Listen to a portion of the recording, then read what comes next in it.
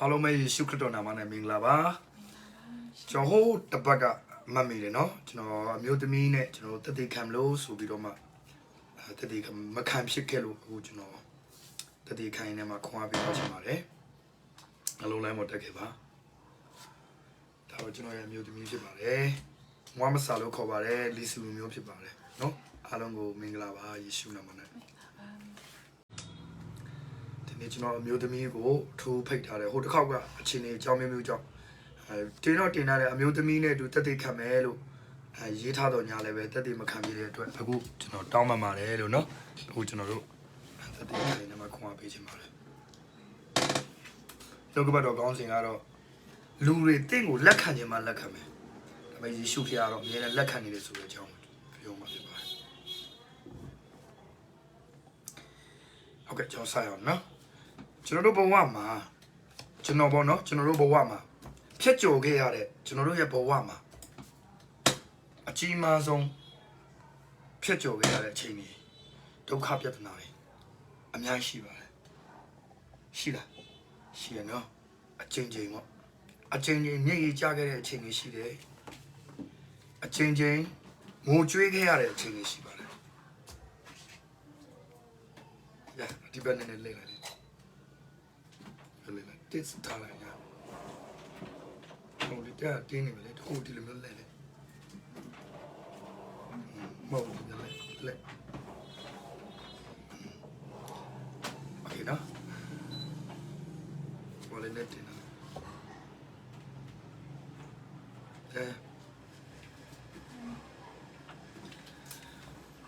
ဘဝမှာကျွန်တော်တို့ဘဝမှာအောင်မြင်ခြင်းမရခင်လူတွေရဲ့ကဲရဲ့ဝေဖန်ခြင်းတွေတိုက်ခိုက်ခြင်းတွေဆဲဆိုခြင်းတွေအများကြီးဖြတ်ကျော်ခဲ့ရပါတယ်တကယ်ပါညီကောင်မောင်တို့ကျွန်တော်ရဲ့အကောင့်ထဲမှာလည်းပြန်ရှာကြည့်ပါကျွန်တော်ရဲ့အရင်အသက်တာဟောင်းတွေအများကြီးထင်တာပါတယ်ဒါကြောင့်ဒီနေ့လူတွေအမြင်မှာတော့နော်ဆရာရဲမင်းထတ်တို့ကအင်မတန်မှတာယာတဲ့အခရိယံအိမ်တော်ဖြစ်တယ်နော်တကယ်ပဲဘုရားဘုန်းထင်ရှားတဲ့အိမ်တော်ဖြစ်တယ်ဟုတ်ပါတယ်ထင်တယ်လို့လည်းဖះဘုံထင်ရှားပါတယ်အရန်လည်းနေ့တိုင်းမှာဖះရဲ့မြတ်တာခံစားပြီးနော်အရန်လည်းဝမ်းမြောက်ပါတယ်ဒါပေမဲ့တိုးတော့ဒီအရာတွေဝမ်းမြောက်တဲ့တာယာတဲ့ခရိယံအိမ်တောင်မဖြစ်လာခဲ့ကျွန်တော်တို့ဖြတ်ကျော်ခဲ့ရတဲ့ကန္နာယဆိုတာရှိပါတယ်ညီကောင်မတို့ဘာလဲဆိုတော့ခုနကပြောသလိုဟိုလူတွေရဲ့ဆဲဆိုကဲရဲ့ဝေဖန်ခြင်းတွေနော်တိုက်ခိုက်ခြင်းတွေလက်မခံခြင်းတွေအဲ့ဒီအရာတွေအမျိုးအဆိုးဆုံးပေါ့နော်အဲ့ဒီအရာတွေကျွန်တော်တို့ဖြတ်ကျော်ခဲ့ရတာဖြစ်တယ်ဒါနဲ့ဟိုပါပေါ့အမမရရဒီနေ့ကတော့ကျွန်တော်ဟိုအချောင်းလေးနေပေါ့နော်ဒီတော့နည်းနည်းလေးတတိခါပြလိုက်စိတ်နှလုံးသားထဲမှာပေါ့ကျွန်တော်ကအမျိုးသမီးသူ့ကိုမရခင်မှာကျွန်တော်ဖောက်ပြန်ခဲ့တာလည်းရှိတယ်အဲ့ဒါပေါ့နော်ဒါကြောင့်ဖះရှိလူရှိမှာတခါတည်းတတိခါလိုက်တယ်အဲ့ဒါကိုသူကခွင့်လွတ်ပေးနိုင်တာကတကယ်ပဲပေါ့နော်အဲ့ဒီမေတ္တာတွေအပြင်ကျွန်တော်လည်းနောက်ဆုံးပြောင်းလဲခဲ့တာဖြစ်ပါတယ်ကျွန်တော်ကမူကြီးစေဝါတစ်ခုလည်းသုံးတာမဟုတ်ဘူးပြီးရင်အမျိုးသမီးတွေမိန်းမတွေနဲ့ကျွန်တော်ဖောက်ပြန်တဲ့သူတယောက်ဖြစ်တယ်အရင်ကပေါ့နော်အဲ့တော့အဲ့ဒီနေ့မှာသူလည်းတိသွားအခါမှာပြဿနာအကြီးကျယ်တက်ခဲ့တယ်ဟုတ်တယ်နော်ကတင်မောင်မတကုံငုံပါလေနော်ငိုပြီးတော့မှပောက်ကွဲတယ်သူမနေချင်တော့လောကမှာတော့အသက်မရှိတော့အဲ့လိုအချိန်တွေဖြစ်ခဲ့တယ်အဲ့အချိန်မှာကျွန်တော်လည်းဖုံးဖိတယ်လေနော်ဒီအကြောင်းမကြားပါစေနဲ့ငါမိမမကြားပါစေနဲ့ငါမိမအသစ်ဆက်ဆက်လေးရထားတာဘုရားရှိလူရှိလက်ထက်တာငါအရင်ကဖောက်ပြန်ခဲ့တဲ့အရာတွေမကြားပါစေနဲ့ဆိုပြီးတော့ဖုံးဖိခဲ့တော့ညလည်းပဲတခြားတော့ပြောပြလိုက်ပါတင်းနေပါဘယ်လိုဖြစ်သွားလဲနည်းနည်းလေးပြောပြပါမဟုတ်ပြောဘုရားရှိလူရှိပါပြောပြလိုက်အဲ့လေပါကြအဲ့လေအတနေ့မှာအမကြီးတယောက်နဲ့တွေ့တယ်ဟလားနင်ယူလိုက်တဲ့ယောက်ျားကဘာဖြစ်တယ်ညာဖြစ်အဲ့ဒါပေါ့ပြောပြီးတော့ပြန်လာပြီးတော့မှကိုနဲ့လူစကားများတယ်ဘလို့ဖြတ်ကျော်ခဲ့လေအဲ့ဒီဝမ်းနေချင်းဆုံးရှုံးခြင်းတွေပေါ့ငါယူထားတဲ့ယောက်ျားကငါထင်တယ်လို့မဖြစ်လာတဲ့အခါမှာပေါ့နော်ဘလို့မျိုးစိတ်ထဲမှာဘလို့အဲ့ဒီအရာဆုံးရှုံးမှုကြီးကိုဘလို့ကြော်ဖြတ်ခဲ့လေပေါ့နော်ဘလို့အဲ့ဒါပေါ့အဲ့ဒါတစ်ချက်လောက်ပြောပြပါဦးအလုံးမယေရှုနာမနဲ့မင်္ဂလာပါရှင်းနေတိုးပြောလားနဲ့တိုးတယ်လို့ညီမဖျားရဲ့ကြီးစုတော့ကြောင့်ပြန်တဲ့တတိခံခွင့်ရတဲ့ဖျားရဲ့နာမတော်ရေးဘုန်းကြီးဝင်လာရှိပါစေကဲတတိခံရမယ်ဆိုရင်ဆန္ဒဆရာပြောသွားတဲ့အတိုင်းပဲပေါ့နော် မရတက်တာမှာ အဲ့ပါလေဆရာပြောကြတော့ကိုလို့ရပြီကိုလို့ရနော်ဘယ်လိုဖြစ်နော်ဒီမှာရှိတဲ့မိသားစုတွေကိုသူက respect ပေးတာဟုတ်ပြီရပြီပြောပြော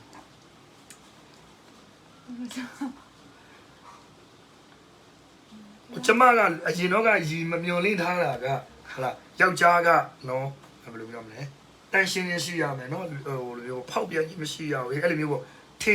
င်တယ်လို့အထင်နဲ့လက်တွေကတခြားကြီးဖြစ်ခဲ့တဲ့အကြောင်းပဲဟဲ့လေဒီနေ့တကယ်ပဲဂျေဇုတော်ကြောင့်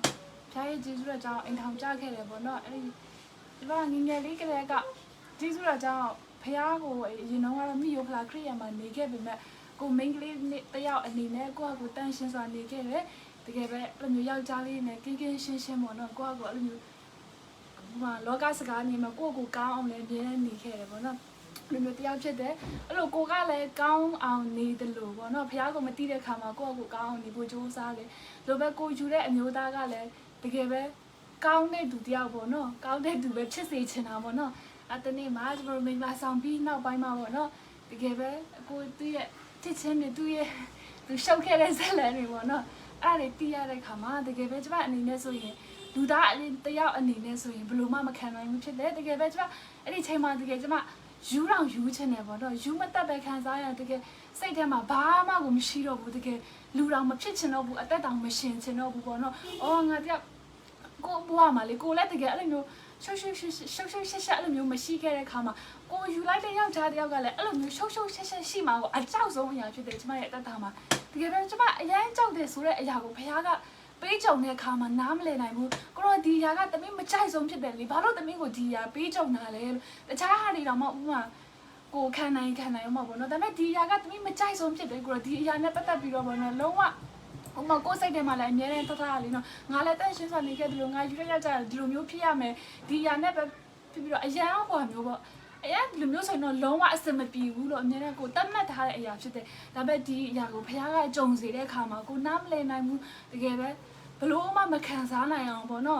ကြုံခဲ့ရတယ်ဒါပေမဲ့ဘုရားရဲ့နှုတ်ကပတ်တော်တွေကဘုရားကပြန်လဲခွန်အားပေးတယ်ပြန်လဲဆွဲခေါ်တယ်တကယ်ပဲဘုရားကပဲပြန်လဲပေါ့နော်ဒီຢာလေးကိုကြော်ဖြတ်နိုင်ဖို့ရဘုရားကခွန်အားပေးတယ်ကျမ်းစာတစ်ချက်မှာတင်တို့အကျိုးနည်းစီခြင်းကကျန်စီတော့ကျန်စီမဟုတ်ဘူးလို့ပြောတယ်တင်တို့မျော်လင့်တဲ့အရာကိုရဖို့ရဘုရားကအဲ့ဒါကြုံရတဲ့ချိန်မှာတော့နားမလည်နိုင်ဘူးကိုတော့ဒီຢာတမိမကြိုက်ပါဘူးဆိုမှဘာလို့တမိကိုဒီຢာကြုံခိုင်းရလဲဆိုပြီးတော့ဘုရားကိုအမျိုးမျိုးနားတော့မလည်နိုင်တော့အောင်ပေါ့နော်အမျိုးမျိုးပြဿနာကြုံခဲ့တယ်ဒါပေမဲ့အချိန်တန်တဲ့အခါမှာဖခင်ကတကယ်ပဲကိုယ့်ကိုဆုံးရှုံးစေဖို့မဟုတ်ဘူးနဲ့ကိုယ့်ရဲ့ဘဝကိုယ့်ရဲ့အသက်တာမှာလှပစေဖို့ကောင်းဖို့ရအတွက်ပြင်ဆင်ပေးနေတာဥပမာကျမတို့မှာလူတိုင်းမှာမာနဆိုတာရှိတဲ့တည်းလीเนาะငါဒါမဖြစ်ချင်ဘူးဒါမလုပ်ချင်ဘူးဒီအရာတွေကိုဖခင်ကချိုးဖဲ့ပေးနေတဲ့အရာတွေဖြစ်တယ်အဲဒါကြောင့်ကျမတို့အသက်တာမှာဖခင်ရဲ့အလိုတော်ဆိုဘာမဆိုဝန်ခံနိုင်ဖို့လိုတယ်ပေါ့နော်ငါဒါမဖြစ်ချင်ဘူးငါဒါမလုပ်ချင်ဘူးဟာငါဒါဆိုတော့ငါမလုပ်ဘူးဟာငါဟိုလိုတော့မဖြစ်ချင်ဘူးဒီလိုတော့မဖြစ်ချင်ဘူးဆိုတဲ့အရာတွေမရှိအောင်ဘောတော့ဘုရားကတကယ်ပဲဘဝမှာကိုမကြုံချင်ဆုံးအရာနဲ့ဘဝဘုရားကတွင်တင်ပေးတာဖြစ်တယ်ပေါ့နော်အဲကြောင့်မိသားစုများတို့ရဲ့အသက်တာမှာတကယ်မကြုံချင်တဲ့အရာတွေဖြစ်နေလားအာငါဒီရတော့ငါဖြစ်ရင်တော့ငါဘယ်လိုမှခံနိုင်မှာမဟုတ်ဘူးဆိုတဲ့အရာတွေကိုတတ်မှတ်ထားတဲ့အရာတွေရှိနေလားအဲ့ဒီတတ်မှတ်ထားတဲ့အရာမှာတင်ကြုံနေရပြီလားကြုံနေရရင်စိတ်သက်မကြနဲ့လို့အားမငယ်လိုက်ပါနဲ့တင်အကျိုးနဲ့ဖို့ဘုရားကအကြံစီမရှိဘူးတင်ထက်မြောက်ရလဲနဲ့တကွတင်ရဲ့ဘဝကောင်းစားဖို့ရအတွက်လှပဖို့ရအတွက်ဘုရားကအကောင်းဆုံးပြင်ဆင်ပေးနေတယ်ဆိုတဲ့အရာလေးခွာပေးချင်တယ်ကျေးဇူးတင်တယ်ဒါနဲ့ဟောပေါ့အဲ့လိုဖြစ်သွားကြားလိုက်တဲ့အချိန်မှာเนาะတကုံငိုတဲ့အခါမှာစိတ်ထဲမှာပေါ့နော်ဒီယောက်ျားကငါစွန့်လွတ်လိုက်ရမလားငါမပေါင်းချင်တော့ဘူးကွာအဲ့လိုမျိုးမဖြစ်ခဲ့ဘူးလားအဲ့လိုမျိုးကတော့ပြောရမယ်ဆိုရင်တော့ကိုယ့်စိတ်ထဲမှာလည်းကိုယ်ယောက်ျားတယောက်ယူလိုက်ပြီးဆိုရင်တော့ငယ်ကလေးကကိုယ်စိတ်ထဲမှာရှိနေတာကဒီတယောက်ကကိုယူပြီးသွားရင်တော့ဘာပဲဖြစ်ဖြစ်ဒီတယောက်နဲ့ပေါင်းရတော့မယ်ဆိုတဲ့စိတ်ကတော့အမြဲတမ်းရှိတယ်လीเนาะအဲ့ဒီအရာတွေနဲ့ပဲဘုရားကခွန်အားပေးသွားတာပေါ့နောက်တဲ့ပေါ့နော်မေးစရာတော့အလိုလက်လက်ပဲဒီနေ့ကတော့ဒီကောင်မကျွန်တော်တို့ free ပေါ့နော် free ဘယ်လိုလဲဆိုအဓိကခွန်အားရစေခြင်းတော့အခုတက်တဆဇနီးမောင်နှံတွေမှာအစအိမ်တော်ကြီးပြိုကွဲနေတဲ့ဇနီးမောင်နှံတွေအတွက်ထူးခွန်အားဖြစ်စေမယ့်အရာဖြစ်တယ်ကျွန်တော်တို့အိမ်ရီလိုက်လုပ်တဲ့အခါမှာမွေးစေဝါတကယ်အိမ်တော်ရှင်တွေမြောက်များစွာပြိုကွဲတယ်ဘာကြောင့်လဲမွေးစေဝါကြောင့်ကိုယ့်ရဲ့တက်မှတ်နော်ရမက်ကြောင့်အဲ့ဒီလိုချင်တဲ့ကိုယ့်ရဲ့ခံစားချက်တွေကြောင့်မဖြစ်တဲ့နာတွေဖြစ်ကုန်တယ်ဒါကြောင့်ဒီနေ့နှုတ်ကပတ်တော်ကြားပါစေအဲ့ ယေရှုအဲ့ဒီခွင့်လွှတ်လိုက်တဲ့မေတ္တာအပြင်တကယ်ပဲဖခင်သူ့ရဲ့နော်မေတ္တာတော့ပြန်ပြီးလက်တကတာယာတဲ့အိမ်တော်ဖြစ်လာတယ်အဲ့တော့အရင်တော့ကအဲ့လိုစိတ်အယမ်းနာဘူးမှာပဲလေနော်ကိုလေနော်စိတ်အယမ်းနာပလိုက်မှာပဲဟာဒီယောက်ျားကလည်းဒီလောက်ဟိုဖြစ်လာပေါ့သူလည်းစိတ်အယမ်းနာခဲ့မှာပဲသို့တော့အခုချိန်မှာတော့အချစ်ဆုံးဖြစ်သွားတာအခုချိန်မှာတော့ကဘာမှာဆိုရင်သူခင်မုန်းတဲ့ကျွန်တော်ကတော့သူ့ရဲ့အချစ်ဆုံးပေါ့အဲ့တော့အခုချိန်မှာအခုအသက်တာနဲ့အရင်အသက်တာဒါတော့မေးစရာမလိုဘယ်ဟာကိုအားရလဲဆိုအခုအသက်တာပေါ့နော်အရင်တော့ကဒါလေးတေချာလေးဖြည့်ပေးပါနော်အားလုံးလည်းခွန်အားရသေးချင်းတယ်အရင်အသက်တာနဲ့အခုအသက်တာနဲ့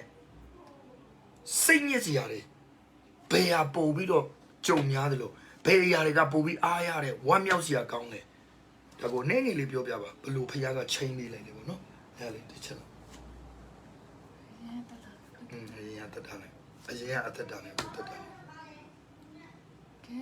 ့အရင်အသက်တာနဲ့အခုအသက်တာနဲ့ဆိုရင်အားလုံးလည်းတည်တဲ့အတိုင်းပါပဲလုံးဝပြောင်းပြလို့ပဲဖခင်ကချိန်ပေးလိုက်တာဖြစ်တယ်နော်အဲ့လေအရင်တော့နေတိုင်းစိတ်ညစ်နေရတယ်ဗောအခုကတော့အရန်ဝမ်းမြောက်နေအဲ့ဒါပြောပါလို့ပြောနေတာအဲ့တော့ဆမ်မေးလေးပြောလေအရင်တော့ဆိုရင်ကျမယောက်ျားကတလောက်ဘလို့ဖြစ်တာနော်အရင်နေတိုင်းကိုပူနေရတယ်စိုးရိမ်နေရတယ်နော်သူအစားအဲ့လိုတွေပေါ့အခုတကယ်ပြောင်းလဲလာတဲ့အခါမှာဘလို့ကိုကပါခွန်အားယူနေရတယ်တဲ့ကျွန်တော်ကိုပဲဖြေလိုက်တော့ကျွန်တော်ပဲမေးကျွန်တော်ပဲဖြေလိုက်ကဲရလေးပေါ့ဘယ်ဖျားရဲ့ဂျေဇုတော်ကြောင့်ဘုရားကပဲပြောင်းလဲစေတာဖြစ်တယ်ပေါ့နော်တကယ်ပဲအရင်ကတက်တာမှာတကယ်ပဲခါတိုင်းတက်ခံလို့ပဲကိုအားကိုရမယ်တင်လို့ယူလိုက်ပါတယ်ဆိုမှကိုပြန်ဒုက္ခတွေပေးဆိုတော့ပေါ့နော်တကယ်ပဲဘဝမှာအသက်မရှင်ချင်တော့အောင်မျော်လင့်ရမယ်ပြီးတော့ဖြစ်ကျွန်တော်ဆက်စချင်းအနည်းရွှေလီမှာအိမ်ထောင်ကြတဲ့အခါမှာကိုယ့်ရဲ့မိဘတွေကလည်းအကြောင်းမျိုးမျိုးကြောင့်ဒီလိုဆက်စရောက်တဲ့ခါမှာဖုန်းလိုင်းတွေပါမလောက်တဲ့ခါမှာကိုမိဘနဲ့အဆက်တွေကမရမိဘတွေကမသိဘသူ့ကိုပြောပြရမယ်လည်းမသိကိုမှပြောပြစရာမိဘတွေလည်းမရှိမိဘတွေရှင်းလဲကိုရှာခဲ့တဲ့ကိုယူတဲ့ယောက်ျားမိဘတွေအပူသွားပေးလို့ကမဖြစ်နဲ့ကိုမှပဲလေထမြောက်ရလမ်းကိုမရှိဘူးပေါ့နော်တကယ်ပိတ်ဆို့ပြီးတော့နေ့တိုင်းမှာရန်ခံစားရတယ်ပေါ့နော်နေ့ရက်တိုင်းမှာတကယ်ပဲမြေကြီးကြရတယ်ဝမ်းနေရတယ်မနဲ့ပြန်ဆိုတာရှိအောင်မရှိချင်ဘူးလူကြားသူကြားမှလည်းမသွားရဲတော့ဘူးကျွန်တော်အတင်းတော်မှလည်းအဲ့ချိန်ဖျားเจ้าလည်းတက်နေရင်းမှာပဲဖျားเจ้าကလူတွေဆိုလည်းအရန်တနာကြတယ်ပေါ့နော်တီးတဲ့ဒီမှာကြည်နေတဲ့သူတွေဟမှာတီးတဲ့သူပါရင်လည်းတီးကြတယ်အရန်ပဲတကယ်ကျမဆိုပြောရရင်ကျမအေးလေးနဲ့အဲ့လိုယောက်ျားမျိုးရတယ်ဆိုပြီးသူများအရန်တနာကူကျွန်တော်ကြတော့ fire တွေအားရပါရခေါ်ပြီးတော့လို့ထထမြက်မြက်ရဲတောက်အဲ့လိုမင်းနေတယ်မို့တရားသူကြောင့်အေးလေးအဲ့ဒါထားပေးရအဲ့လိုမျိုးဆိုတော့သူရတယ်ဟာတဲ့အဆာဆိုပြီးတော့အရန်တနာကြတယ်ပေါ့နော်တကယ်ပဲလူကြားသူကြားမှာဘလို့မှမျက်နှာမဖော်ရဲအောင်တကယ်ပဲကိုယ့်ရဲ့အနာဂတ်မနဲ့ဖြန်ဆိုတော့မနဲ့ဖြန်ဘာလုပ်မယ်ဆိုတာတော့မစင်စားရဲလောက်အောင်မနဲ့ဖြန်ဆိုတော့မရှိချင်တော့အောင်တကယ်ပဲအရန်စိတ်ပြက်ခဲ့တယ်စိတ်ညစ်ခဲ့တယ်ဒါပေမဲ့အဲ့ဒီကြားထဲမှာဖခင်ကိုရရှိခဲ့ဖခင်ကကိုယ့်ကိုရွေးချယ်လိုက်ခြင်းကတကယ်ပဲအသက်တာမှာလွတ်မြောက်စေတာဖြစ်တယ်အဲ့လိုပဲတကယ်ပဲဖခင်ကယူတဲ့အခါမှာဘလို့ပဲကြုံနေပါစေဆောနာလိုပြောတဲ့အခါမှာဘာမှခိုကိုရမရှိတော့ဘူးကိုမိဘကိုစစ်တယ်မလားဘသူ့ဆက်တယ်မလားဘသူ့ကမှပြောပြစရာမရှိတဲ့အခါမှာဖခင်နိုင်ပဲတိုးဝင်ပြီးတော့ဖခင်ရဲ့ခွန်အားကပဲတကယ်ပဲအကြီးမားဆုံးပြောင်းလဲစေခဲ့တာဖြစ်တယ်လို့နော်တကယ်ပဲအခုချိန်မှာဖခင်ရဲ့ကြီးစုတော်ကြောင့်အသက်တာပြောင်းလဲလာတဲ့အခါမှာတကယ်ပဲအိမ်ထောင်မှာအဆဆတကယ်ပဲကောင်းမွန်တဲ့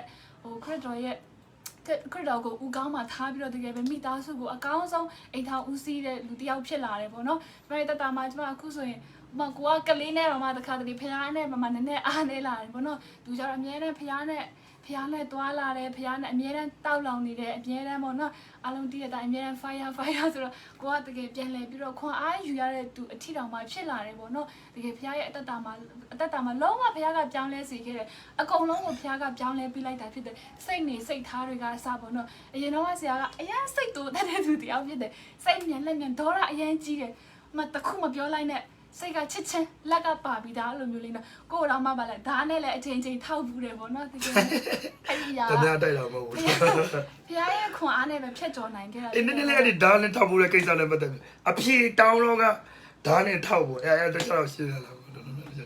ဒီလိုကြောင့်တကယ်ပဲဒီရှိဒီမစလာရောက်ချင်းကိုစတွေ့တဲ့အခါမှာပေါ့နော်ဒီလိုပဲနေရင်ထိုင်စတော့ဒီလိုပဲ WeChat ကနေတီးကြတယ်ပေါ့နော်ဖျားချောင်းတက်ကြတယ်အဲ့တော့တွေ့ရင်နေနဲ့နောက်ကျတော့အဖြေလာတောင်းတဲ့ခါမှာပေါ့နော်ဓာတ်ကြီးနဲ့ကိုကအဖြေမပေးရင်မကိုလာတတ်မလို့သူကသူမတတ်သေးဘူးလို့ပဲဒါနဲ့အချိန်ပေါ့နော်အဲ့လိုမျိုး မျိုးလည်းရှိခဲ့တယ်လို့တကယ်ပဲတော့ဒီလိုမျိုးကြုံခဲ့ရဆိုတော့ကိုယ့်အနေနဲ့ပြန်စဉ်းစားရင်ဘလို့မှခံနိုင်ရခွာမရှိဘူးဥပမာ main လေးတွေကဒီလိုအိမ်ထောင်ကြပြီးနောက်ပိုင်းမှာလည်းပြဿနာရှာရင်အမြဲတမ်းဓာကပါလာတက်တယ်အဲ့ဒီနေရာမှာတော့တကယ်ဖခင်ကအရန်ကောင်းမြတ်တယ်လို့ဟိုကျမအနေနဲ့ဘလို့မှဖြတ်ကျော်နိုင်ခဲ့မှာမဟုတ်ဘူးလို့ကိုမိမသားတယောက်အနေနဲ့စဉ်းစားလို့ရှိရင်ကိုခွန်အားနဲ့တာဆိုရင်လို့အဲ့ဒီနေရာမှာနှလုံးရောဂါရပြီးတည်သွားလောက်ပြီလို့ကိုအနေနဲ့တော့တကယ်ဖခင်ကအရန်ကောင်းမြတ်တာဖြစ်တယ်ဖခင်ကကိုကိုဘယ်တော့မှမဆုံးရှုံးစေဘူးဖြစ်တယ်စောနာပြောလို့ပဲဖခင်ကကျမတို့ကောင်းဖို့ရန်အတွက်ပဲလုပ်ပေးနိုင်တာဖြစ်တယ်ကျမတို့ကငါသားမဖြစ်ချင်ဘူးငါသားမလုပ်ချင်ဘူးငါအဲ့လိုမျိုးဖြစ်နေပေမဲ့ကျမတို့မဖြစ်ချင်ဘူးဆိုတာကိုကြုံနေရရင်တကယ်ပဲဖခင်ကတာ၍ကောင်းဖို့ရန်အတွက်ပြင်ဆင်ပေးထားတာဖြစ်တယ်ပေါ့နော်အကြောင်းခုချိန်မှာတကယ်ပဲအားလုံးကခွန်အားယူရတယ်တကယ်ကျမတို့ကစာခွန်အားယူရတဲ့တကယ်ပဲဖခင်ရဲ့ဗိတ်သိက်အသုံးပြုတဲ့ဆရာတယောက်ဖြစ်လာတာတကယ်ဖခင်ကပြောင်းလဲပေးတာတကယ်လုံးဝကိုရန်တက်တာနဲ့အရန်ကွာချပါတယ်လို့ဖခင်ရဲ့ကြီးစုတော်ကိုလည်းအရန်ချီးမွမ်းပါတယ်လို့တင်နေဒါတက်တည်တွေပဲပေါ့နော်အဲကျွန်တော်တို့ဘယ်လိုပြောမလဲဘဝမှာဖခင်ကတင့်ကိုရွေကောက်နေပြီဖခင်ကတင့်ကိုအတုံးပြုတ်တော်မယ်ဆိုရင်တင့်ရဲ့မိသားစုတွေထဲကတင်အာကိုခိုလုံနေတဲ့လောကတွေကနေဖခင်ဆွဲထုတ်ပြီးတော့မှတယောက်တည်းဒုက္ခတွေထည့်ပလိုက်တာဖခင်တယောက်တည်းထည့်ပလိုက်တာဘာမှမဆိုင်ဘူးနော်သူကရန်ကုန်ကနေတရုတ်ပြည်ကိုလာတာကျွန်တော်လည်းတရုတ်ပြည်မှာအလုပ်လုပ်နေဘာမှမဆိုင်ဘူးတကယ်ဖခင်ကကျွန်တော်နဲ့ပေးတွေ့ပြီးတော့မှကျွန်တော်ကလည်းသိရမလားလူကတော့ပေါက်တက်ကြရတာလောက်တာကျွန်တော်တောက်လျှောက်သွားရင်ဓာပါတယ်အဲ့ဒီဘတ်နဲ့ပေါ့နော်ဓာအတူလေးအမြဲတမ်းရှောက်ယူသွားတခုပြင်ကျွန်တော်ဓမြတွေပါတိုက်တာလေအရင်မူရီစီဝါတွေတုံးဓမြတွေပါတိုက်ဒါတဲ့ဖြစ်ချင်တော့ကျွန်တော်ကသူ့ကိုမြင်လိုက်တဲ့နေ့ကဆိုပြီးကျွန်တော်ငယ်ငယ်ကလေးကလူကတာပေါက်တက်ကြရလောက်တာနှလုံးသားထဲမှာငါယူတဲ့မိန်းမသပင်ရှည်ရမယ်ပြီးချောရမယ်အေးလေးဖြစ်ရမယ်လူကတာပေါက်တက်ကြရလောက်တာနော်လိုချင်တာတော့အကောင်းလိုချင်တော့ဒါတကယ်ဒါပေမဲ့တကယ်ပဲအဲ့ဒီနှလုံးသားကိုဘုရားကသိတယ်ကျွန်တော်ကိုလည်းပြောင်းလဲစေခဲ့တာပေါ့နော်ဒါကြောင့်ကျွန်တော်မပြောင်းလဲခင်ဒီကြားထဲမှာကျွန်တော်အမျိုးမျိုးဖြတ်ကျော်ခဲ့ရတာရှိတာပေါ့နော်အသက်တိုင်းဘားဆိုင်ရတယ်ကျွန်တော်တို့အမြဲတမ်းပုံမြင်ပြုတ်ပြရတယ်အဲ့အချိန်မှာဘလို့မှလူတွေအနေနဲ့လက်မခံနိုင်တော့လောက်အောင်တလောက်ခံရပေမဲ့လေအမျိုးသမီးဘက်ကဘလို့ပေါ့နော်ဟိုခါတိုင်းတက်တည်လဲခံပြီအခုလည်းထပ်ပြီးတော့ခံပြီပါအဲ့ဒီအမျိုးသားရဲ့နော်စုတောင်းကောင်းကြီးပေးခြင်းအဲ့ဒီຢာကအရင်အရေးကြီးတယ်ဆိုတဲ့အကြောင်းပေါ့နော်ကျွန်တော်ကအရင်စိုးတဲ့အခါမှာဘလို့မှထိမ့်မနိုင်သိမ့်ဘလို့ဘာနဲ့ပြောင်းလဲနေဟုတ်တယ်ပြားရဲ့ကြီးစုတော့အကြောင်းပဲဖြစ်တော်နိုင်ခဲ့တာဖြစ်တယ်တကယ်သူ့အနေနဲ့စဉ်းစားလို့ရှင်တော့ဘလို့မှခွန်မလွတ်နိုင်စရာပေါ့ဘလို့မှမခံနိုင်စရာအကြောင်းတွေအများကြီးရှိခဲ့တယ်မမေရရန်ကုန်မှာဆိုလ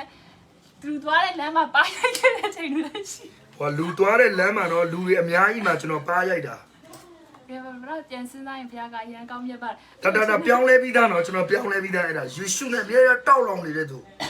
ဂျုံရတဲ့အရာပေါ့ဖြတ်ကျော်ရတယ်ကဲတော့ဘောနော်ကိုလက်ပါခဲ့တဲ့အချိန်တွေအများကြီးရှိခဲ့ပါတယ်ဘောနော်ဒီလိုမျိုးကြုံတဲ့ခါမှာအုံကိုအားကိုတဲ့ကိုယောက်ျားတယောက်အနေနဲ့ကိုဒီလိုမျိုးလက်ပါတဲ့ခါမှာကိုအနေနဲ့တော့ဘလို့မှခံနိုင်ဖို့ခွန်အားမရှိဘူးဒါပေမဲ့စောနာပြောထားတဲ့အတိုင်းပဲကျွန်တော်တို့ကဖျားရှိလူရှိမှလက်ထပ်ပြီးရတဲ့အခါမှာဒီမျိုးသားကောင်းဒ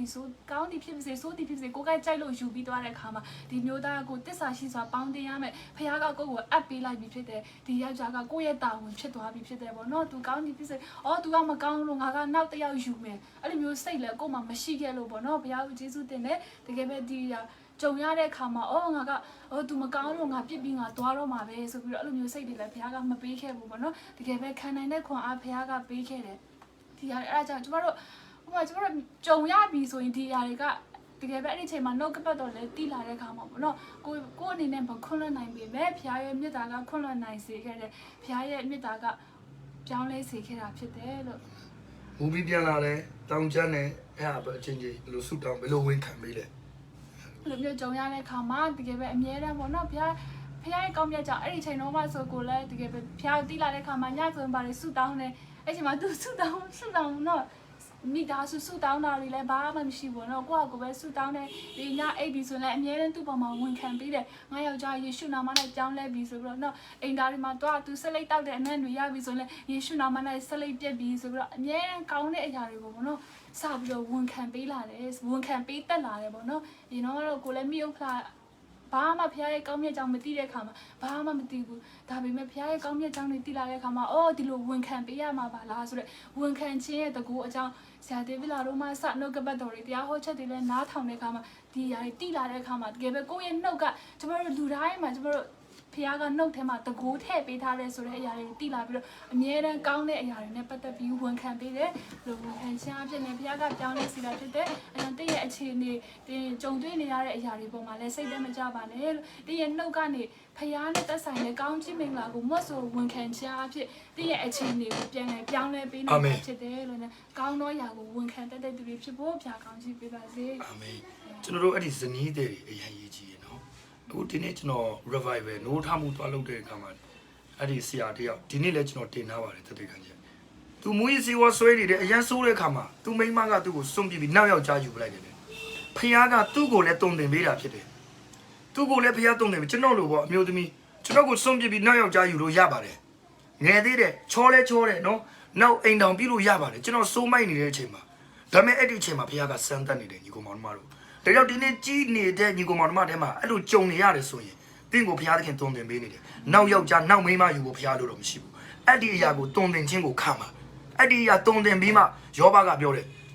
ငါရွှေကဲ့သို့ပေါ်လာမယ်ဟာလေလုယာဒါကြောင့်တင့်ရဲ့တက်တာထဲမှာရွှေကဲ့သို့လှပလာဖို့လူတစ်ပါးခွန်အားရဖို့သူအပေါင်းလွတ်မြောက်ဖို့ရန်အတွက်သင်အဲ့ဒီဖခင်တုံတင်တဲ့အချိန်ကာလကိုခဏတာလေးရက်ဆိုင်မှာကိုယ့်ရဲ့ခံစားချက်ကိုဦးစားပေးပြီးတော့ငါမိန်းမငါယောက်ျားမကောင်းဘူးငါနောက်မိန်းမနောက်ယောက်ျားယူမယ်ဆိုပြီးခံစားချက်ကိုဦးစားမပေးပါနဲ့ညီကောင်မောင်တို့အဲ့ဒါဖခင်တင်းကိုချီးမြှောက်လို့မရတော့တကယ်ပဲခရစ်တော်၌တာယာတဲ့အိမ်တော်တကယ်ဖြစ်ချင်တယ်ဆိုရင်ခရစ်တော်နဲ့လူအရင်ဆင်းရဲဒုက္ခခံရမယ်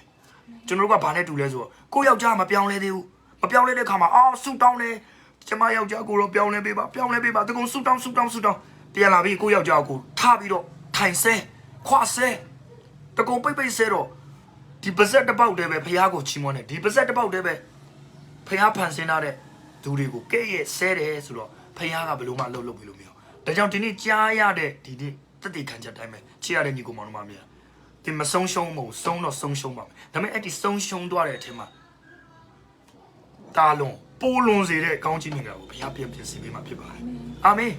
အများကြီးပါဒါကြောင့်ကိုယ့်ရဲ့ခင်မွန်းတဲ့ကိုဘယ်လိုကောင်းချီးပေးရမလဲအချိန်တွေကတော့ကိုယ့်ခင်မွန်းတဲ့ကအရက်ဆွဲနေပြီမကောင်းတဲ့အရာဆွဲလဲနေတတ်နေပြီမူရစေဝါလားဘိန်းလားမျိုးလောကအရာထဲမှာပါကောင်းပါနေလိမ့်မယ်ဒါပေမဲ့တင်းရဲ့အမြင်ကိုသူ့ကိုမြင်ပေးရမယ့်အရာတစ်ခုကငါခင်မွန်းတဲ့ငါဇနီးတဲ့မကြခင်မှာဖျားပတ်စိတ်အားကြီးတဲ့သူပြန်ဖြစ်လာလိမ့်မယ်ကျွန်တော်ဝန်ခံပေးရမယ်တရက်လည်းမဖြစ်လာဘူးအဲ့ရလေဘယ်နဲ့လလောက်ဝန်ခံခဲ့ပေးရတယ်နည်းနည်းတော့ပြောပြချင်ဘယ်လောက်ကြာခဲ့လဲပေါ့နော်ဒီဘက်ဖျားရဲ့ဂျေဇုတော်ကြောင့်ဝန်ခံခြင်းစတင်တဲ့အခါမှာဖျားရဲ့ဂျေဇုတော်ကြောင့်ပေါ့နော်တနေ့ကြော်လောက်တော့ကြာခဲ့တယ်ပေါ့နော်ဒီပဲကျွန်တော်တို့အသက်တာမှာတယောက်နဲ့တယောက်မတူနိုင်ပါဘူးဖခင်ကကျွန်တော်တို့ရဲ့အသက်တာမှာတွင်တင်မိနိုင်ကျွန်တော်တို့မြင်နာခံနေဖခင်ကမြင်ချက်ကြော်စီမှာဖြစ်တယ်အဲဒါကြောင့်ကျွန်တော်တို့အသက်တာမှာပေါ့နော်တကယ်ပဲနာခံခြင်းနဲ့မြင်ချီးမြှောက်ခြင်းလို့ခြင်းတော့ဖခင်တွင်တင်နေတဲ့ကာလမှာကျွန်တော်တို့တကယ်ပဲပေါ့နော်မြင်နဲ့ဖခင်နာခံခြင်းနဲ့ကျွန်တော်မြင်ကြော်ပြတ်ဖို့လိုတယ်ဒါရေးကြည့်တယ်အဲ့ဒါကျွန်တော်တို့ယုံကြည်သူခရစ်ယာန်တွေတော်တော်များကဖခင်ဟိုဘယ်လိုပြောမလဲဖခင်မကြိုက်တာလဲလှုပ်သေးတယ်ဒုက္ခကြုံလာတဲ့အခါမှာလည်းဖခင်ကိုအဖြစ်တင်ကြတယ်ဒီဥစ္စာတွေကဖခင်ကအချင်းကြီးပေးကြုံနေတာမဟုတ်လို့ညီကောင်မတို့ကျွန်တော်ပြပြချင်တယ်နောက်တစ်ခုကကျွန်တော်တို့ကအခုရေတွင်းသူအခုရေကြီးတောက်ချင်တယ်မရဘူးညီကောင်မတို့အချိန်ကာလတစ်ခုလိုစောင့်ရမယ်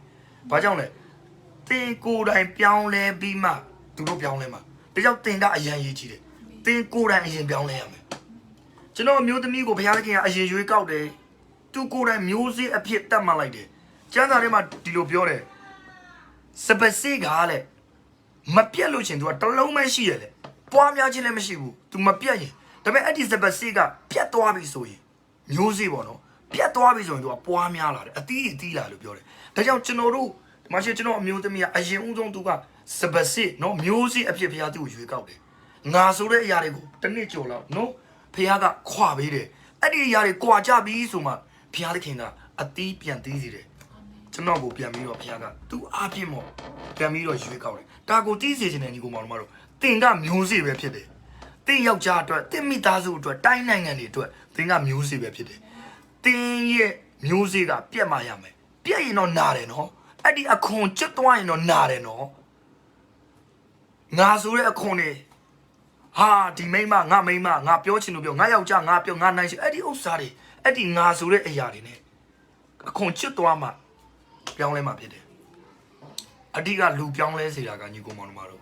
ငါဆိုတဲ့အရာမဟုတ်မြစ်တာပဲနော်ကျွန်တော်အဲ့ဒီချစ်ချင်းမြစ်တာနဲ့ပဲပြောင်းလဲနေတာငါတလောက်ဆိုးတာငါ့ကိုခွင့်လို့ပေးနိုင်တယ်နော်အံ့ဩတာနောက်ဆုံးအဲ့ဒီမြစ်တာနဲ့ပဲပြောင်းလဲခဲ့တာဒါကြောင့်ဒီနေ့ကြားလာတဲ့ညီကောင်မောင်တို့ရောက်စီတိုင်းအခုရေတွင်းသူအခုရေကြီးတောက်ချင်တယ်ဆိုရင်တော့ဒီဖျားကိုတောက်ရေးဆန္ဒပေါ့အရင်တော့ကျန်းစာ10ပိုက်ဖတ်တယ်ဆိုရင်အခုအပိုက်100လောက်ဖတ်လိုက်အမြန်ဆုံးနည်းနဲ့ပြောင်းလဲမယ်အမြန်ဆုံးနည်းနဲ့ဖျားသိန်းကိုချိုးဖဲ့မယ်သိကြတာတခုကတော့ဖျားသခင်ကတော့ချိုးဖဲ့အောင်ပါပဲမချိုးဖဲ့မယ်နဲ့တော့ဘယ်လုံးမှမနေဘူးတော့နော်ဒါကြောင့်သူခွန်အားပေးခြင်းနဲ့ဆက်လက်ပြီးတော့မှဘောဒါတော့နည်းနည်းပေါ့နော်ဒါသူကျွန်တော်ရဲ့ဒါသူ့ရဲ့နောက်ကြောင်းပေါ့နော်ဟိုကျွန်တော်ဘယ်လိုရွေးချယ်ခဲ့လဲဆိုတာအဲ့ဒါနည်းနည်းမေးမယ်โอเคဒီလောက်ချောမောလာပနေတယ်ကျွန်တော်မိမနော်စပယ်လက်ရှိတော့ချောမောလာပါတယ်ကျွန်တော်ကဘိန်းသားမူရီစေဝါတမဘာမှသုံးစားလို့မရတဲ့ကောင်ကိုရွေးချယ်စရာမရှိလို့လားသူ့မှာကောင်လေးတွေသူ့ကိုကြိုက်မဲ့သူမရှိလို့လားကျွန်တော်ကိုရွေးချယ်ခဲ့ဒါလေးနဲ့ပတ်သက်ပြီးကျွန်တော်သူ့မေးမယ်နော်အဲ့ဒါလေးတစ်ချက်ပြပြဟိုအရင်တော့ကကြိုက်မဲ့သူမရှိလို့လားဒါမှမဟုတ်မရှိလို့ဒါမှမဟုတ်ကိုကပဲအရင်ဆွဲဆောင်မှုကောင်းနေလို့လားအဲ့လိုပေါ့ကိုကပဲအရင်ချစ်ဖို့ကောင်းနေလို့လားပေါ့နော်အဲ့လေးပေါ့ဘာကြောင့်ကိုရွေးချယ်ခဲ့တာလဲလို့အဲ့လေးတစ်ခုတော့တစ်ချက်တော့ပြင်ကြိုက်မဲ့သူမရှိလို့လားကြိုက်မဲ့သူမရှိလို့လားဆိုတော့ဟုတ်ပါဘူးနော်။ဒါပေမဲ့ဒီတောင်းတက်ကလေးရပေါ့တော့အဲ့လိုမျိုးကောင်လေးကရီးစားစားလာပဲငါယောက်ျားမယူဘူးလို့ငါအပြူကြီးလောက်မှာဆိုပြီးတော့ပဲအမြဲတမ်းပြောခဲ့တယ်ပေါ့နော်။အဲကြောင့်ဖျားရဲ့ကျေးဇူးတော်ကြောင့်အရင်ကအဲ့လိုဗာလေကိုယ့်ရဲ့မပြောင်းကိုအသက်တာဟိုဖျားကိုတိတ်ဟိုမတိခင်ပေါ့နော်ပြီးတော့ခရိယာမှာရှိနေတော့ကလည်းဆရာတွေပြောတာကြားဘူးလေကိုလိုချင်တဲ့ယောက်ျားကိုလိုချင်တဲ့မိန်းမပုံစံတွေပေါ့အခုကလေးကအဲ့လိုမျိုးဆုတောင်းပါလိုချင်တဲ့အချက်လက်တွေအဲ့လိုမျိုးဆုတောင်းပါလို့ပြောတာလည်းကြားဘူးတယ်ပေါ့နော်အဲ့ဒီအချိန်မှာကိုကလည်းနှုတ်ကပတ်တော်မတိတဲ့အခါမှာအော်ကိုရဲ့အိမ်တော်ဦးစီနှုတ်ကပတ်တော်တိရမယ်ဘာညာတော့ဆုမတောင်းခဲ့ဘူးလို့နော်ဒါပေမဲ့ကိုလိုချင်တာတခုကကိုယောက်ျားကိုယောက်ျားဖြစ်မဲ့သူကကိုထက်အရက်ရှည်ရမယ်ဘုံနော်စိတ်ထဲမှာ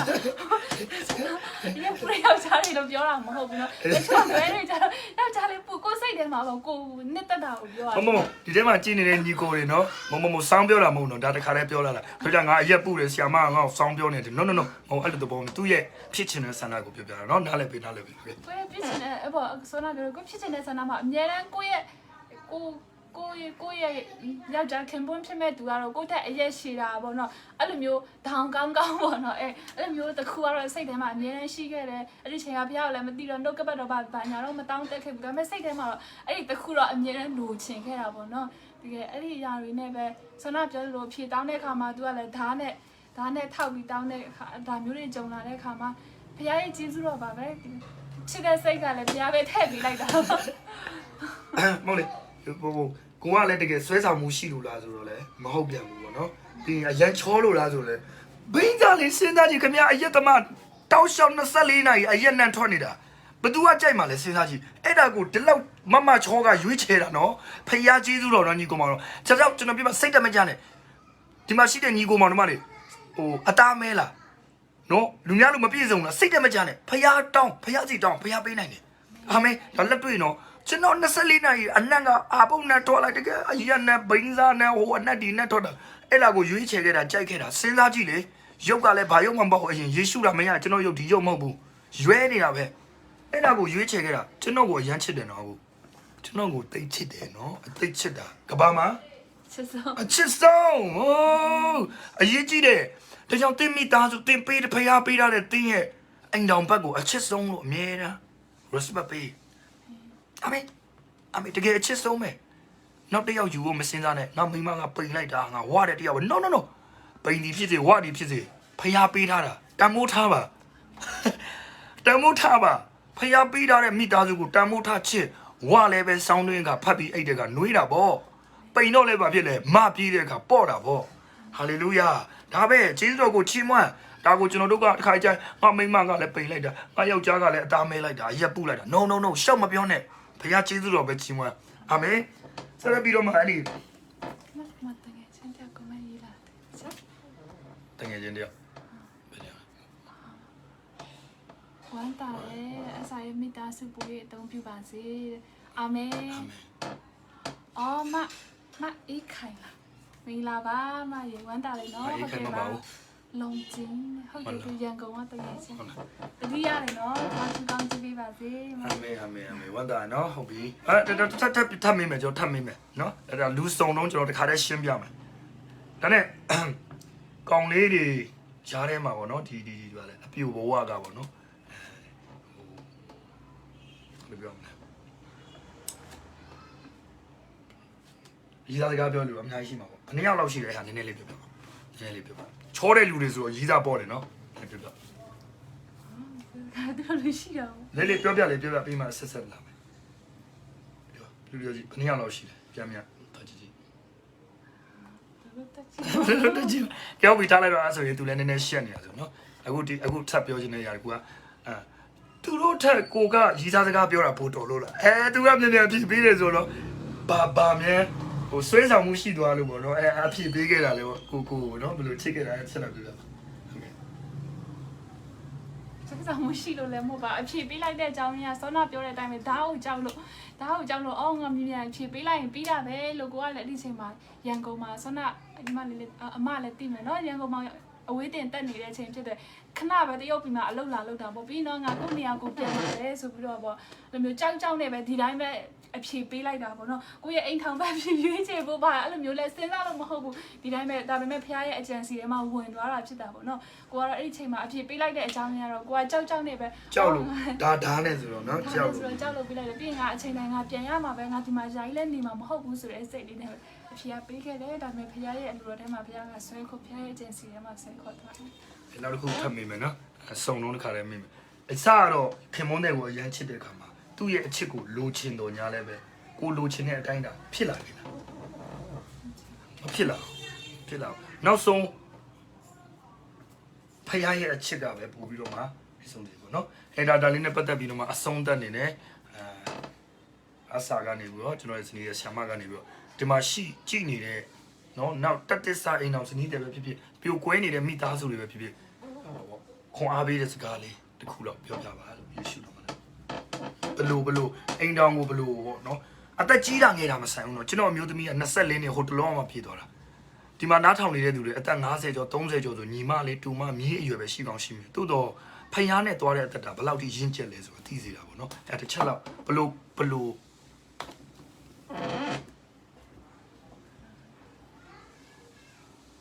့ပညာရှိသောမိမမှုကမိမိအိမ်ကို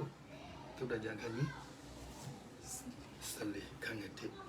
ဘာကျွန်တော်ပြောတိုင်းပဲအဲ့ဒီလောက်ကပတ်တော်လည်းကျွန်မစကားပြောခဲ့ရရဖြစ်တယ်ဗါလေပညာရှိတဲ့မိန်းမကမိမိအိမ်ကိုတီဆောက်တတ်တယ်တဲ့ဒါပေမဲ့မိုက်တော်မိန်းမမူကဗါလေမိမိလက်နဲ့ဖြိုဖျက်တတ်တယ်ဒီဟာကိုဆက်ကဒီတာဗီဒီယိုဗလာခရီးရနဲ့ပဲဖတ်တဲ့ခါမှာနားမလည်ခဲ့ဘူးရင်တော့လည်းစမ်းစာတော့ဖတ်တာပဲဘာပြောချင်တာလဲမိန်းမကဘာလို့အိမ်တက်ဆောက်မှာလဲလို့တကယ်ပဲဖခင်ကမဖွင့်ပြတဲ့ခါမှာကိုကဘာမှနားမလည်နိုင်ဘူးဖြစ်တယ်ဒါပေမဲ့ကိုကတကယ်အိမ်ထောင်ကြပြီးတော့ဒီနှုတ်ကပတ်တော်နဲ့အဲ့လေတော်ဖះကစကားပြောခဲ့တယ်ဒီဟာကိုတိလာတဲ့အခါမှာအရင်တော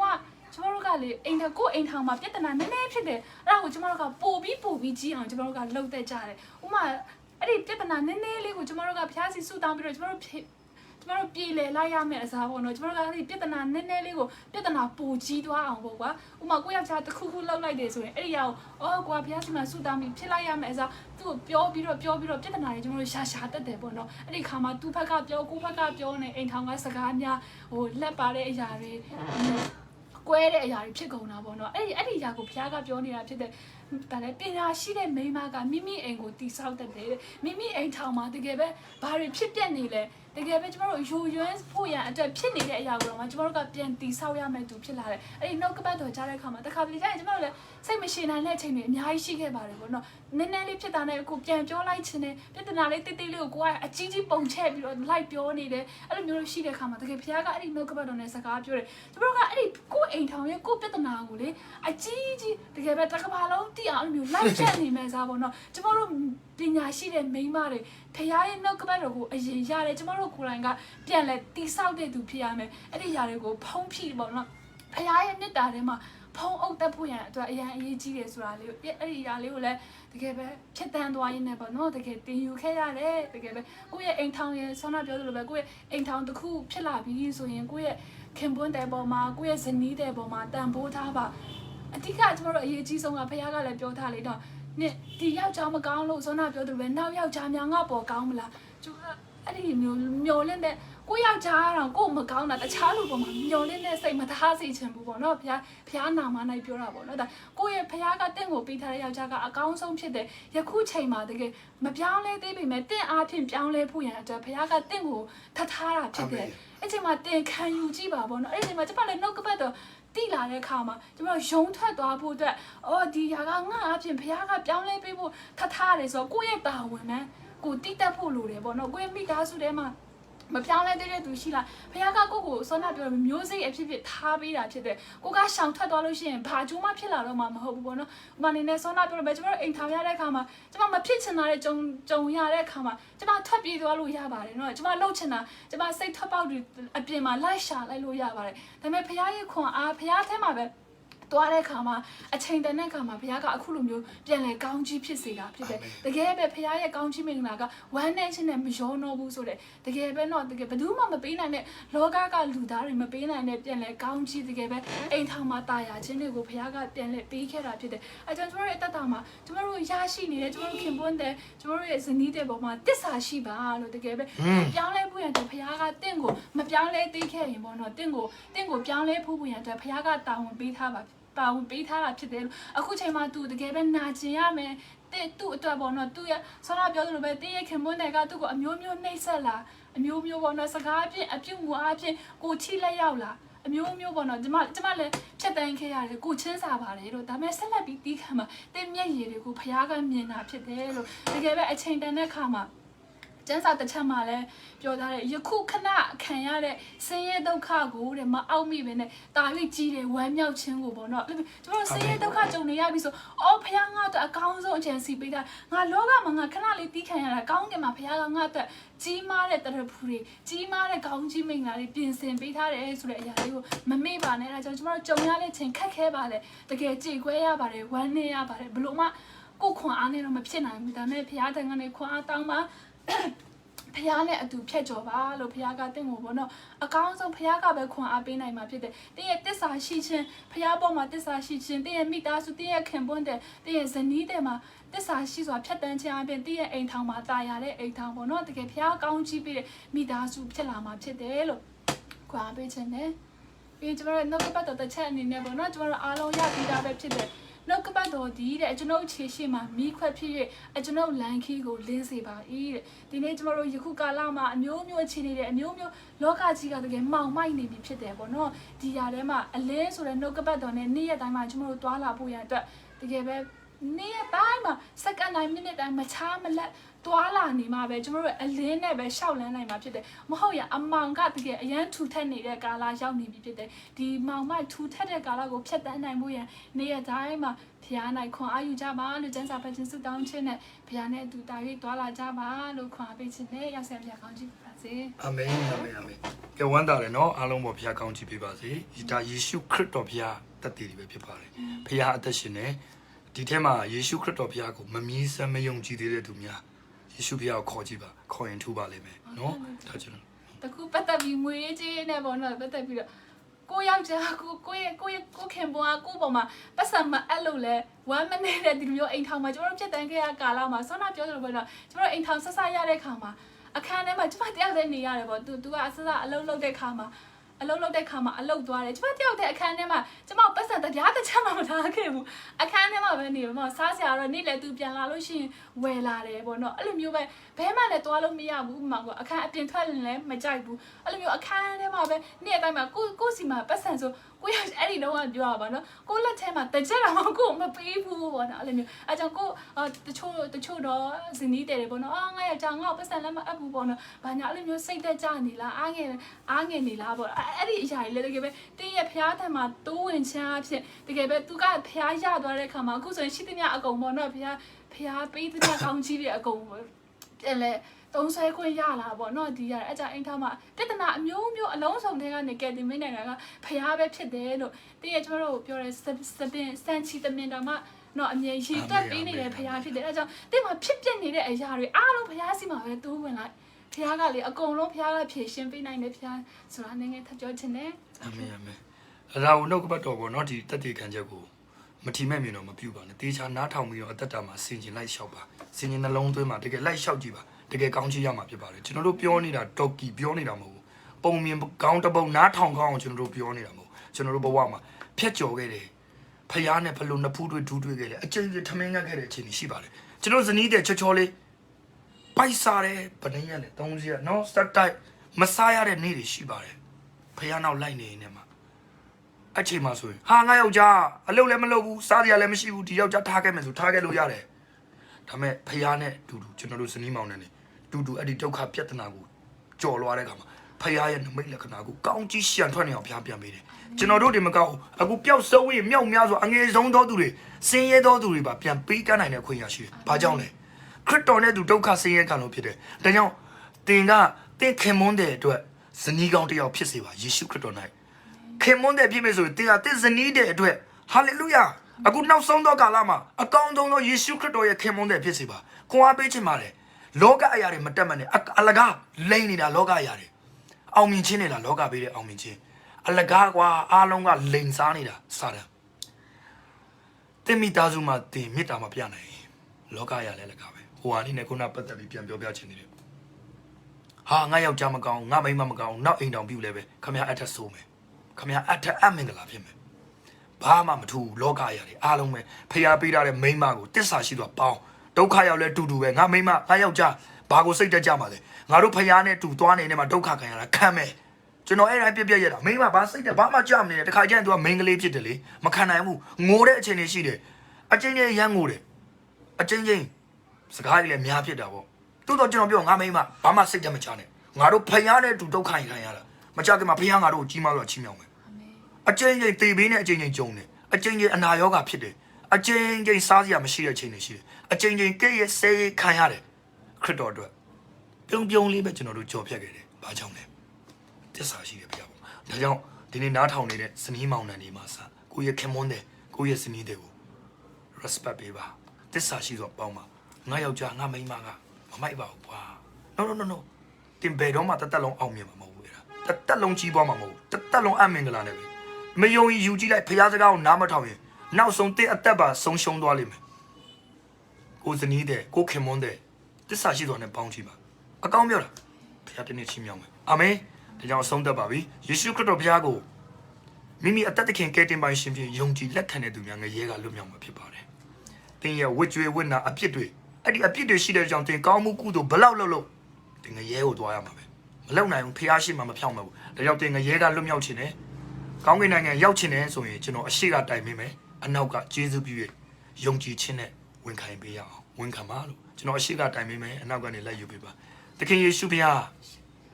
ကျွန်တော်ကျမသည်အပြစ်သားဖြစ်တည်ပါ၏ကျွန်တော်ကျမရဲ့အပြစ်တွေကိုစားယေရှုဘုရားသည်လက်ဝါးကားတိုင်းမှာအသေးခံအသွေးသွန်းတကြိုပေးခဲ့ပြီး3ရက်မြောက်တဲ့နေ့မှာသေခြင်းမှန်ကိုအောင်မြင်ခဲ့တဲ့ဖခင်ဖြစ်တယ်ဆိုတာကျွန်တော်ကျမနှလုံးသားဖြင့်ယုံကြည်၍နှုတ်ဖြင့်ဝန်ခံပါ၏ကျွန်တော်ကျမရဲ့ဝတ်ကြွေးကံကြွေးအမင်္ဂလာအပြစ်တွေအားလုံးကိုလက်ဝါးကားတိုင်းမှာအသေးသက်ရိုက်ချိုးခဲ့ပြီးတဲ့အတွက်